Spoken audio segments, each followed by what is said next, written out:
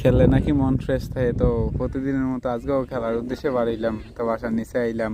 বড় ভাইরে কইলাম ভাই একটু ফোনটা ধরেন, একটা ভিডিও করেন। বড় ভাই একটু ভিডিও করে দিল, তারপরে আমি সাইকেলে উঠলাম, সাইকেলটা বাইক করে সাইকেলে উঠলাম। তারপর খেলার মাঠের উদ্দেশ্যে রওনা দিলাম।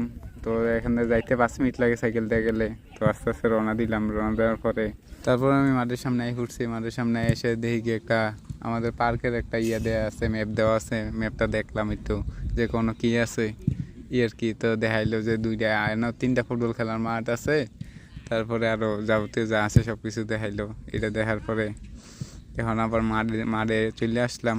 মাঠে চলে আসার সময় মাঠের সামনে একটা গেট আছে, গেটটার মধ্যে সাইকেলটা রাইখা তারপরে মাঠের ভিতরে প্রবেশ করলাম। তো মাঠের ভিতরে ঢুকে সবার সাথে দেখা সাক্ষাৎ করলাম এবং কি বলগুলো বাইর করলাম। বলগুলো ব্যাগেতে বলগুলো বাইর করেছিল। এখন খেলা শুরু করলাম, একটু প্র্যাকটিস শুরু করলাম। এখন অনেক রোদ আছে, তো তার জন্য একটু প্র্যাকটিস শুরু করলাম এই আর কি। তারপর রোদটা কমলে সবাই বাইরে মানে সামনে খেলবো।